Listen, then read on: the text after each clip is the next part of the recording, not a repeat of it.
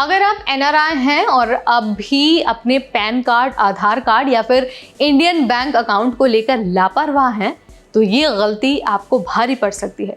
2024-2025 के नए नियमों के बाद इन तीनों चीज़ों में अपडेट ना करना सीधे आपकी फाइनेंशियल सेफ्टी और लीगल स्टैंडिंग पर असर डाल सकता है, चाहे आप अमेरिका में हो, दुबई में हो या फिर यूरोप में।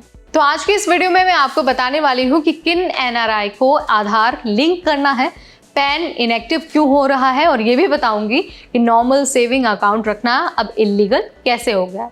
तो चलिए हर क्वेश्चन का आपको आंसर दे देते हैं बहुत आसान भाषा में।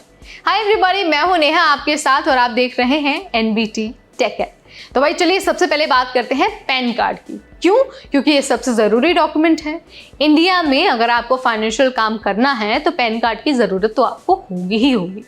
नया नियम ये है कि अगर आपका पैन कार्ड आधार से लिंक नहीं है तो आपका पैन इनएक्टिव हो सकता है, और अगर पैन इनएक्टिव हो गया तो आप इंडिया में कोई इन्वेस्टमेंट नहीं कर सकते हैं। म्यूचुअल फंड्स, डीमैट अकाउंट और प्रॉपर्टी बाइंग सब कुछ ब्लॉक हो जाएगा। इसके अलावा जो आपका टीडीएस है ना, वो भी ज़्यादा कटने वाला है। तो सवाल यहाँ पर यह है कि भाई अब क्या करना चाहिए। तो देखिए, अगर आप एनआरआई हैं तो आपके लिए आधार अनिवार्य नहीं है, लेकिन तब आपको अपना एनआरआई स्टेटस प्रूव करना होगा।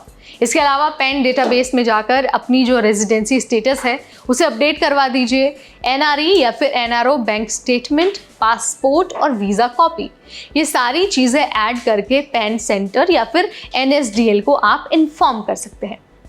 अब यहाँ पर बात करते हैं हम आधार की। तो देखिए, आधार नंबर लेना एनआरआई के लिए ज़रूरी नहीं है, लेकिन अगर आपने इंडिया में रहते हुए ले लिया था तो अब कुछ चीज़ें आपके लिए कंपलसरी हो सकती हैं। आधार को पैन से लिंक करना आपके लिए कंपलसरी है। इनकम टैक्स रिटर्न में आधार नंबर देना भी कंपलसरी है। लेकिन ध्यान यहाँ पर ये रखना है कि अगर आप वैलिड एनआरआई हैं तो आप आधार से छूट पा सकते हैं, बट उसके लिए आपको क्या करना होगा, आपको UIDAI में ये साबित करना पड़ेगा कि आप भारत से बाहर रहते हैं।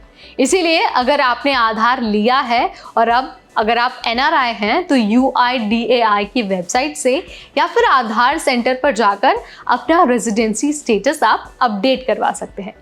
अब बात करते हैं भाई सबसे कॉमन गलती की, यानी कि इंडियन बैंक अकाउंट्स की। अब देखिए, बहुत सारे एनआरआई लोग इंडिया में रहते हुए जो सेविंग अकाउंट होता है उसे वैसे ही यूज़ करते रहते हैं जब वो बाहर चले जाते हैं। लेकिन ध्यान रखना है कि ये पूरी तरह से इलीगल है। आरबीआई के हिसाब से अगर आप एनआरआई हैं तो आप सिर्फ 2 तरह के अकाउंट रख सकते हैं। सबसे पहले अकाउंट है एनआरई, जिसमें आप फॉरेन इनकम भेज सकते हैं। दूसरा है एनआरओ, जिसमें आपकी इंडिया की इनकम आती है। फॉर एग्जाम्पल, आपका रेंट हो गया, आपका पेंशन हो गया, ठीक है।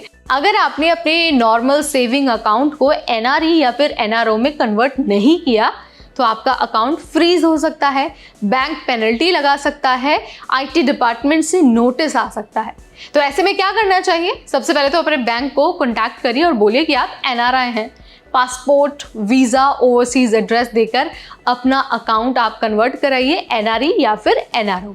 इस बात का ध्यान रखना है। तो भाई यहाँ पर ना मैंने सब कुछ बता दिया है, आधार, पैन और इंडियन अकाउंट तीनों के बारे में बता दिया है और समझा दिया है कि क्या करना है आपको, क्या नहीं करना है और क्या आपके लिए इलीगल है। अगर आपका कुछ सवाल है, कुछ डाउट है आपके मन में, तो आप मुझे कमेंट के जरिए बता सकते हैं। इस वीडियो में फिलहाल इतना ही। तब तक मुझे यानी नेहा को दीजिए इजाजत। Keep watching NBT take care.